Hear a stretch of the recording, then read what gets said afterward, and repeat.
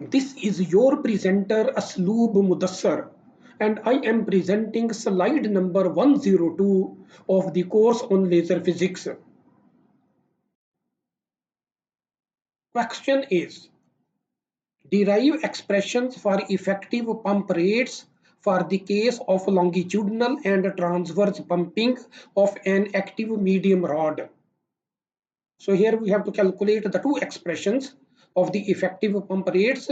Number one for the longitudinal pumping and the second is the transverse pumping case. And the pumping and the material to be pumped is the active medium rod. The answer is, consider IP as a function of Rz as the pump intensity at a point inside an active medium rod where R is the radial distance of the point from the axis of the cylinder and Z is measured from the left face of the rod. IP as a function of R and Z is given by, where IP is, that is the pump intensity. So the expression for the IP is IP as a function of R and Z is equal to 1 over alpha multiplied by H nu P multiplied by Rp as a function of R and Z. This forms equation number 1. So let me first of all explain the geometry. You see that this is an active medium rod in the form of a cylindrical rod, and the X, Y and Z coordinates are shown. So the cylindrical rod or the active medium rod is lying along the Z axis. The cross-sectional area of the active medium rod is capital A. We are assuming a Gaussian profile, that is a TEM00 mode inside the active medium, shown as Gaussian profile. L, small l, is the total length of the active medium rod. At any point inside the rod where the intensity is IP as a function of R and Z, R is the distance from the center of the cylinder to the point, and Z is, you see that the longitudinal distance measured from the first face.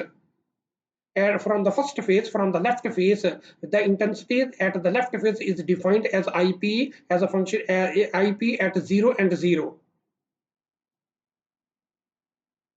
Okay, the caption of the figure is an active medium rod pumped longitudinally with the pump intensity at a point denoted by IP as a function of R and Z.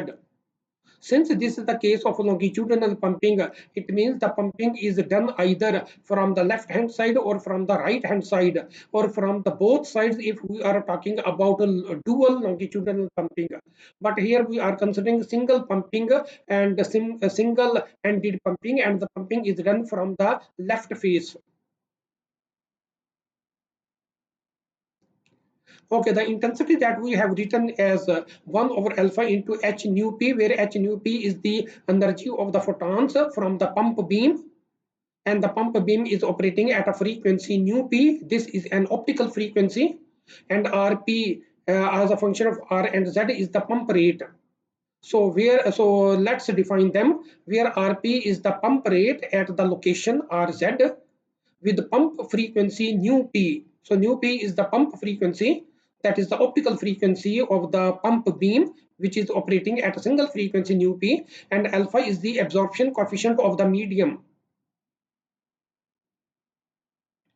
Let us assume that the pump beam intensity has a Gaussian profile, that is, you see that we have shown a Gaussian profile inside this cylindrical rod, that is the inside the active medium rod. We are assuming a Gaussian profile, that is the pumping beam has a Gaussian profile.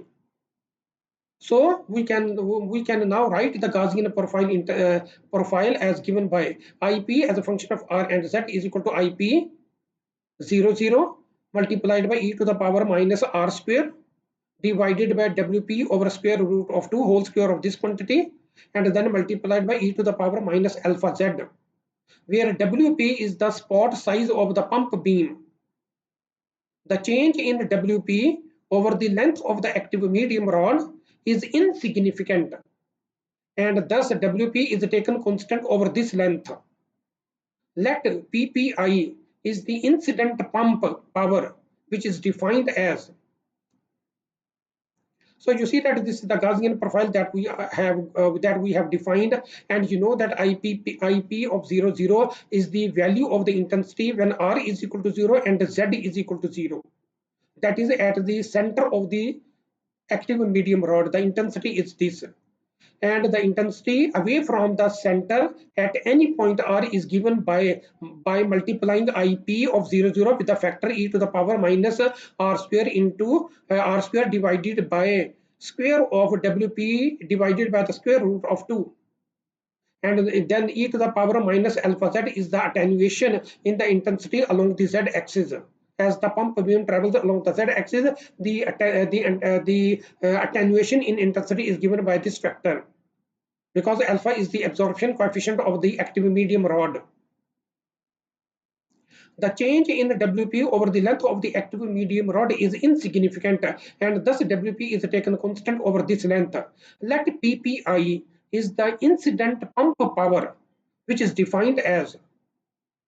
So you see that this is what we have given the definition of the pump beam, that is PPI is equal to 2 pi times the integral from 0 to infinity, and then we have the intensity IP as a function of R and 0. That is, we are giving this intensity at the Z is equal to 0 location, that is at the left face of the active medium rod, and then we are multiplying it with R and dr. You see that this factor 2 is because we have this integral should have limits from minus infinity to plus infinity, but you know that we are since the Gaussian beam is symmetric about the central point of the cylinder, so we are just taking the integral limits from 0 to infinity and multiplying with the factor 2. And then you see that this pi comes with R and dr. If you consider dr as R, then it becomes a pi R square, which is the cross-sectional area of the radius of the circle of radius R around the cylindrical axis. And you see that IP of R and 0 is the intensity at point P located at a distance R from the central position along the transverse direction of the rod, and Z is equal to 0. That is, the intensity is maximum at the center of the active medium rod. So explaining this integral, if we evaluate this integral, because we have the intensity I of P given by equation number 1, that is in this equation we have the intensity. For example, you can substitute Z is equal to 0 in equation number 1, and then you can substitute this value over here and you can have this one. Or otherwise you can here assume for the time being that the intensity IP of R of 0 is equal to constant, because this intensity is the intensity at the center of the active medium rod, which is constant. Because the strength of the pump beam is such that, because here we are assuming that the pump beam is not diverging much, so because we are taking the spot size WP to be constant over the length of the rod, this WP, which is the spot size of the pump beam, since this has been assumed constant, so we are assuming that the IP at the center of the active medium rod is also constant, and we can take it outside the integral, and the rest of the quantities we get these are the rest of the quantities. Or otherwise what you can do is that if you don't want to take IP as constant, because taking IP of R and 0 constant will be a very crude substitution. So the better way is to substitute the value of IP of R and 0 from equation number 2. That is, put Z is equal to 0 in equation number 2, and you will get the value of IP of R and 0. Substitute that value over here and then perform the integration. You will get this result. So this result has been shown in equation number 3 on the rightmost side, has been obtained by using equation number 2. That is the value of equation number 2 in the form of IP of R and 0. And then you see that in evaluating the integral will give you this value. This is PPI, that is this is the incident pump power. So this is the incident pump power on the active medium rod. The incident pump power PPI on the active medium is related to the optical power output of the diode through the relationship. You see that P out of course is greater than PPI, because P out is the just the beam that is coming out from the diode, and then we are projecting the power from that diode onto the active medium, which is called PPI. So PPI is a fraction of the PP out. So we are multiplying it with eta t, where eta t is the transfer efficiency of the system. So PPI is equal to eta t times P out, and this can be written as eta t multiplied by eta r times PPE, because PP is the electrical power input to the system. So the P out can be written as eta r times PPE. So simplified result is eta r into eta t into PPE. And here we are going to explain these parameters over here, where PPE is the electric power fed to the pump. NR is the diode radiative efficiency. So you see that while writing a P out in the form of eta R times PPE, because P out is obtained is related with the electrical input power to the system, to the diode. So that's why we have written, and NR is the diode radiative efficiency, and eta T is the transfer efficiency of the power of the pump. Eliminate PPI between equation number 3 and 4. You see that you have equation number 3. On the left hand side, you have PPI. In equation number 4, on the left hand side, you have PPI. You can equate the left hand sides because the left hand sides are equal. So you can equate the right hand side of equation number 3 and equation number 4. And solving for the IP of 0, 0. So equating the right hand side of equation number 3 and equation number 4, and then you see that this contains IP of r comma 0. So you can put after equating them, put r is equal to 0, so that you can calculate, you can obtain an expression for IP of 0, 0, which is then inserted into equation number 2. So here equation number 2 is, so here you can insert that value that you will obtain. As I said, you can obtain IP of 0 and 0, and then you can use that equation, that substitution in equation number 2. So IP of RZ is obtained. IP of RZ is then inserted into equation number 1, which is solved for RP of RP as a function of R and Z. So you see that what I said is that, let me summarize. The left hand side of equation number 3 and 4 are equal, so you can equate the right hand side of equation number 3 and 4. Then you can solve the equation, the resulting equation for the value of IP as a function of R and 0. Then you can put R is equal to 0, so that you can get IP as IP with the argument of 0 and 0, which you can use over here. So you can use IP of 0 or 0 over here, and then you can find out an expression for IP of R and Z. This value or this expression of IP as a function of R and Z can be used on the left hand side of the equation number 1, and you can solve the pump rate RP as a function of R and Z using the resulting expression of equation number IP of R and Z on the left hand side.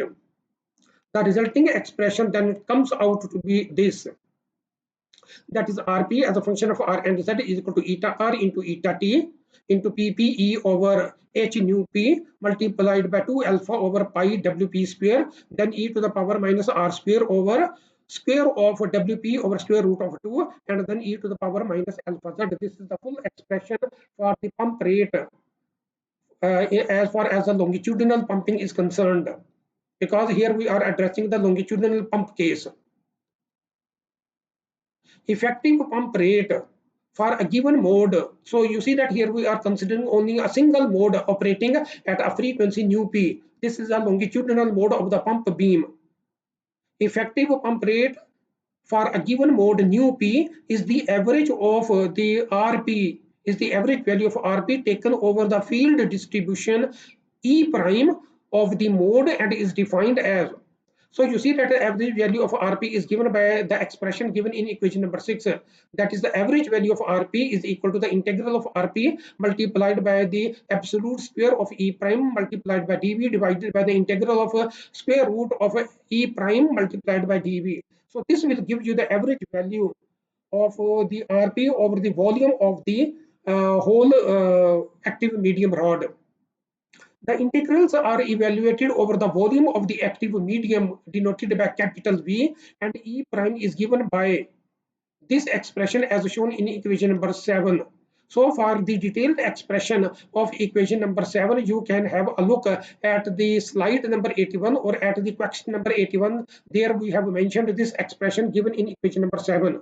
So E prime is equal to W naught over W multiplied by HL of square root of 2 multiplied by X divided by W, and then multiplied by HM as a function of with an argument of square root of 2 multiplied by Y divided by W, and then e to the power minus x square plus y square over w square, and then multiplied by the e to the power minus iota k and then x square plus y square over 2r, and then multiplied by e to the power iota times of 1 plus l plus m into phi, and then multiplied by e to the power minus iota kz. So this is the full expression of the field within the active medium. So you see that we can insert this field over here in equation number 6, and we can solve the integral because we have the value of Rp from the previous equation, that is from equation number 5. The value of Rp is known, and I have also given the value of E prime absolute E prime, the value is known through equation number 7. We can use these two values over equation in equation number 6. We can evaluate the two integrals, cancel out the common terms, and then we can find out the average value of Rp. But you know that before we perform the integration, let's make some simplifications the possible simplifications that we can consider.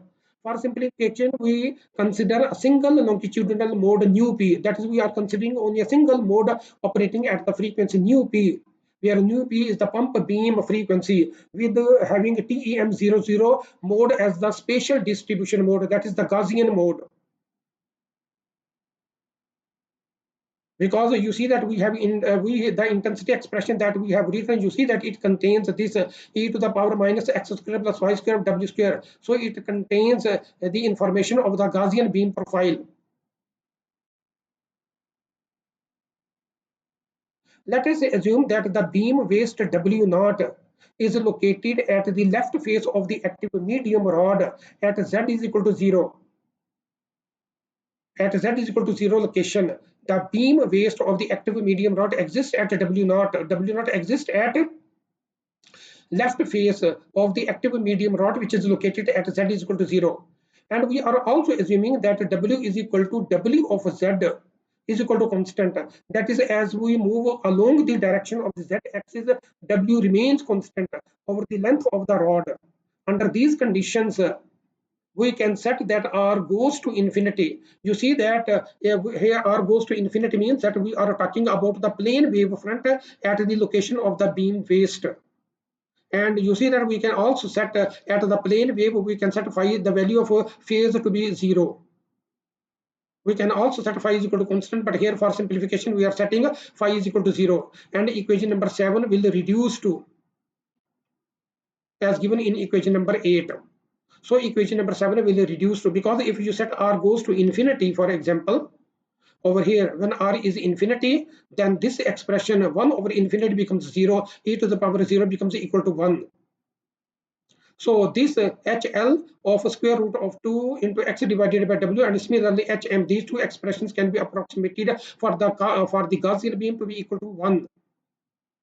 And here you see that we are assuming that W is the same as the W naught over the length of the active medium rod. So W naught is equal to W, it will also becomes equal to unity. So this factor is unity, HL is factor unity, HM factor is unity, then e to the power minus iota k into x square plus y square 2r, because R goes to infinity, is also unity. And you see that for the simplification we have set the value of phi is equal to 0. So e to the power 0 is also equal to 1. So we are left only with e to the power minus x square plus y square w square, and then e to the power minus iota kz. So you see that if you evaluate, if you want to obtain the value of absolute square of the e prime, then of course you see that it is e to the power minus a kz will also be cancelled out. So If you are setting absolute square of e prime over here, then you see that this factor would not contain e to the power minus iota kz, will also be cancelled out because of the absolute square we are talking about to be inserted in the equation shown over here in equation number 6. So it means that then we shall only be left with e prime mod square will be equal to e to the power minus x square y square over w square divided w over 2 square rooted whole square, because the square of 2, the 2 because of the square being can be taken at in the denominator of the w. But you know that if we do this one, that is, if you take the absolute square of e prime, then of course, as I told you, that e to the power iota kz will vanish out. That is, we shall have no dependence on the value of z. So in order to keep the dependence on the value of z, what we do is that we don't talk about the value of absolute square of e prime, but just we simply talk about the value of e prime square, simple square, not the absolute value. And for that one, what we need to do is that we need to take care of the real value of this quantity. So the real value of e to the power minus iota kz is cos of kz. And if you just now take the square of e prime, simple square, not the absolute square, then it becomes cos square z. So this is what we have written over in equation number 8. So rather than writing this absolute square of e prime, it is better to write only the prime e prime square. And then we can write it e to the power minus r square, because we can write r instead of writing x square plus y square, we have introduced r square there. So e to the power minus r square over w naught over square root of 2, the whole square of this quantity, then multiplied by cos square of kz.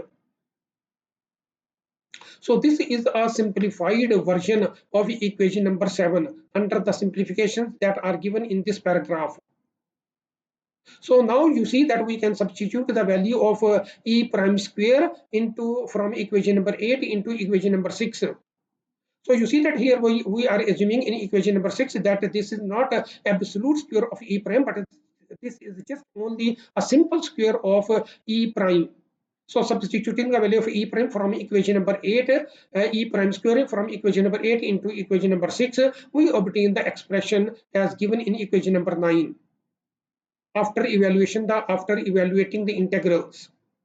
So this is the average pump rate for the case of longitudinal pumping. And you know that here this small l is actually the length of the active medium rod. W naught, you see that is the beam based, which we have assumed to be lying at the left face of the active medium rod. WP is the pump beam spot, and alpha is the absorption coefficient. And you know that PPE is the electric power input to the system, that is the input to the diode system. H nu P is the energy of photons from the pump beam, and R is the radiative efficiency, and eta T is the transfer efficiency. So in obtaining equation number 9, we have used cos average value of cos square kz to be equal to half, because cos square kz changes much more rapidly than e to the power minus alpha z changes. Alpha z changes with z. So cos square kz changes more rapidly in comparison e to the power minus alpha z changes with z. So that is, we implied that e to the power integral from 0 to L of e to the power minus alpha z into cos square of kz, and integration is with respect to dz can be approximated as half into integral from 0 to L e to the power minus alpha z and dz. Because here, as I said, cos square kz is you see that changing very much rapidly, so we can take it outside the integral, and then we can put its average value, which is half. So you see that again here in the expression that kz has been vanished out from our expression. So what you can do is that if you even keep the value of absolute square of absolute square of e prime, and then you can omit, for example, this factor over here, for example, e to the power minus iota kz, then of course you will also reach at the same result. that we have derived over here in equation number 9. So either you use absolute square of E prime, you will get equation number 9 also. Or otherwise, if you use a simple square of E prime, converting all the complex quantities to the real part, then of course you will also be reaching to the same equation, that is equation number 9.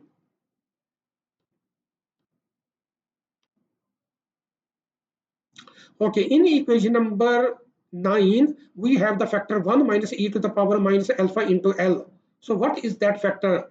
So 1 minus e to the power minus alpha into L can be identified as the absorption efficiency and is denoted by eta A. The product of the three efficiencies, eta R, eta T, eta A, can be labeled by eta P. That is, eta P is equal to eta R into eta T into eta A. The equation number 9 can now be written as in terms of eta P as the average value of pumping rate is equal to eta P times PPE over H nu P multiplied by 2 divided by pi into, within parentheses we have omega naught square plus omega P square, and outside the parentheses we are multiplying it with L in the denominator. So this is equation number 12. The average value of RP increases as WP decreases. You can see that WP is lying in the denominator. So as WP decreases, the value of RP, the average value of RP will increase. Due to pump beam divergence, WP may become larger than WP as the pump beam travels over the length of the active medium along the Z direction. For optimum pump efficiency, we can take that WP is of the same order as W naught. That is, WP is not much changing in comparison with the W naught. That is, we are assuming that the pump beam divergence is negligible. Under that condition, we can write the pump beam spot at any value is the same as equal to as at the location of the beam waist. So this can be used as a crude guiding step. So you see that I have addressed the average pump rate for the case of longitudinal pumping in equation number 12. Now we are going to discuss the transverse pumping. In the longitudinal pumping, we do the pumping from the, for example, from the left hand, in this case from the left hand face. The pumping is done along the length of the rod from the left face. This is the single-ended pumping. But you know that in the transverse case, we are pumping from the other side, from the flat side of the cylindrical rod. So the pumping is done from the flat side, from this side, perpendicular to that side. So the pumping is done perpendicular to the length of the cylindrical length of the cylinder in the transverse fashion. So now we are going to discuss the transverse pumping rate. For transverse pumping, the following relationships can be written as integral of H nu P multiplied by RP integration over with the dV is equal to eta A times into PPI. Here you know that PPI is the input power incident transversely. Now here the pump power is incident transversely, not longitudinally, and eta A is the absorption efficiency. For the transverse case, not for the longitudinal case. Now you see that our definitions from the longitudinal parameters, the definitions will stay the same, but the word longitudinal will now be replaced with the transverse word. So eta E is the absorption efficiency when the pumping is done through in the transverse fashion. So you see that this pumping rate RP has the dimension of 1 over volume and 1 over time, because this is actually the pumping rate at some value of pumping rate per unit volume. So the volume will cancel out with the volume, and time will divide H nu P over time will give you dimensions of the power. So this integral will have the dimension of a power, and on the right hand side, that's why we have written the total power, and we have also multiplied it with the absorption efficiency eta A. So eta A multiplied by the total optical power incident on the active medium rod transversely.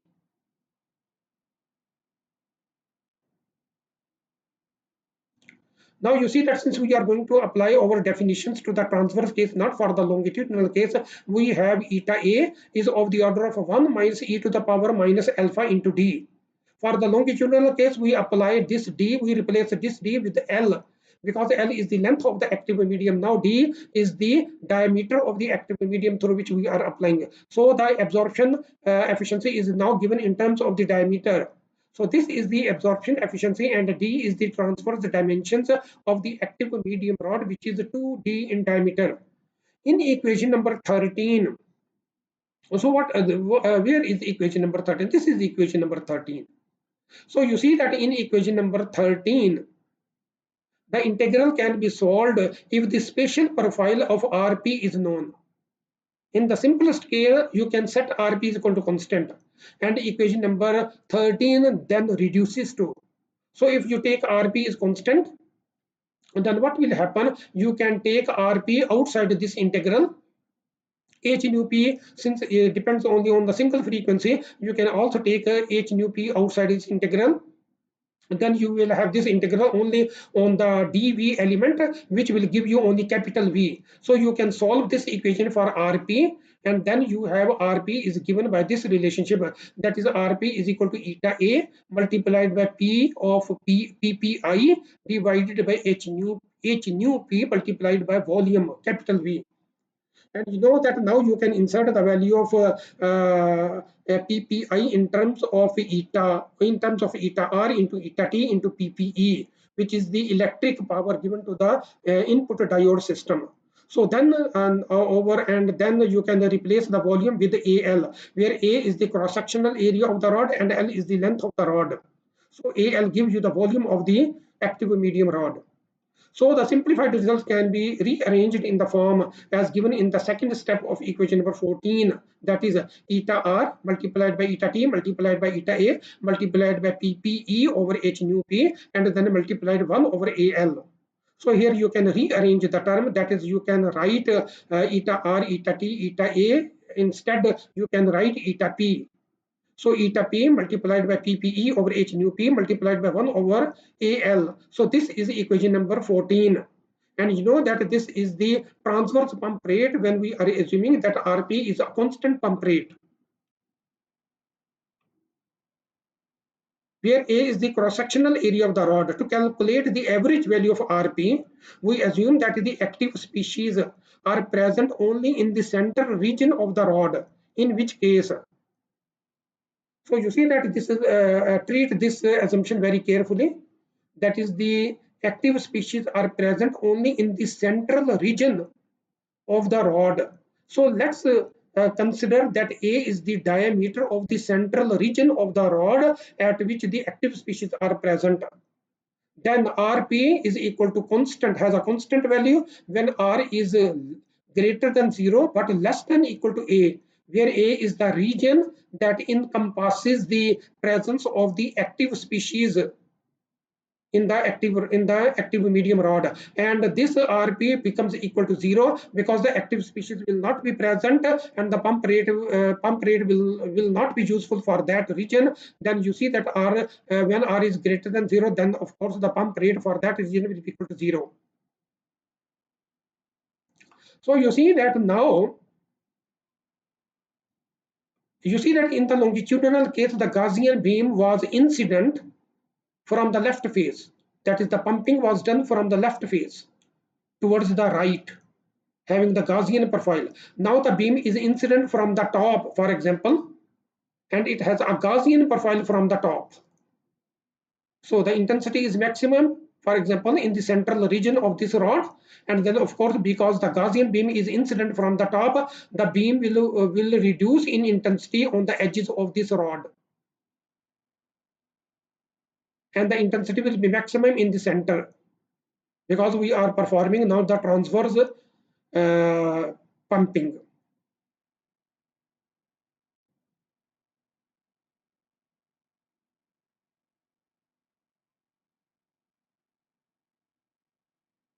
Okay, so you see that this is the equation that we are writing. That is, we are writing E prime absolute square of E prime proportional to e to the power minus a square over W naught over square root of 2 the whole square of this quantity. And you know that A is this region that we have defined over here.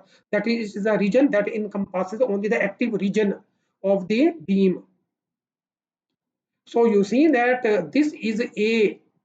So A actually gives you the active region in the center of the beam, in the center of the active medium. That is, for example, A is this region. So this dimension is A along the Z direction. This is A dimension, and A is 0 in the center of this rod. Right? So A is 0 in the center of this rod. And then, of course, the Gaussian profile is maximum in the center of this rod, because we are talking about transverse intensity incident from the top. And then, of course, the Gaussian beam will decay. And you know that here we are assuming that the active region of the active medium is lying in the central region. And you know that this is the region that we have talked about, that this is a region having dimension equal to A. So this R is not the R defined transverse in the transverse direction, but now R will be defined along the direction of the Z direction as far as the transverse pumping beam is considered. In the longitudinal case, R is defined in the transverse direction, but in the transverse pumping, R is defined along the direction of the Z axis. So in the central region, which is we call a region A, the active medium is effectively present in that region. And for that case, we have written the E prime absolute square equal to this quantity. And W naught, again, you see that is the beam waste, but don't confuse this beam waste with the beam waste that we have used in case of longitudinal, pumping. So in the transverse case, the value of W naught could be different. So now you see that making these substitutions, that is making the substitution of Rp and absolute value of E prime mod square for the transverse case in the same formula. That is this formula given in equation number 6. And solving that one, we are going to obtain the final result for the transverse pumping as given over here. That is the average value of transverse pumping P. Transverse pumping Rp is equal to eta P multiplied by PPE over H nu P, and then multiplied by 1 minus e to the power minus a square over square of W naught over square root of 2, and multiplied by pi into a square into L, where L is the length of the active medium, and A, you know, that is the region from the center of the active medium rod along the Z direction in both sides, at which contains active species. In obtaining equation number 17, we have assumed that W naught square plus WP square is of the order of 2WP square, because here we are assuming that the pump beam has the dimensions or the diameter of the active medium rod is not very large. That is the pumping beam support has the same dimension, and it will not change over the penetration of the active medium rod. So we are transversely. So remember, we are talking about transverse pumping. So W naught square plus WP square is of the order of 2WP square, and you can write it as 2A square, because the active medium for the active region we are talking about 2A square. You know, remember that A square is along the Z direction of the active medium rod containing the active species. So setting R goes to A, equation number 7 can thus give the effective transverse power rate. Now you see that this is what we have given a formula for the transverse average pumping rate for the transverse case is given in equation number 17, and average pump rate for the case of longitudinal pumping is in case of single ending pumping is given by equation number 12. Now you see that for the case of completeness, effective pump rate, that is average of RP using lamp. Here we are talking about the lamp as the pumping source to pump a cladded rod. Cladded rod mean active medium region lies in the core defined by R greater than equal to 0 less than equal to A, and the inactive region lies in the cladded portion defined by R greater than A. Can be generalized from equation number 17 and is given by. So the average value of RP is equal to, you see that we are not going to carry out a registration for this one, but here you see that we are using eta, a different eta. This is eta PL, and then the rest of the quantities you see are the same as we have used for the case of transverse pumping. So here we have just replaced eta P with the eta PL, and where eta PL is equal to eta R into eta T into eta A into eta PQ. And these etas, all these etas have been defined in slide number 97 or question number 97.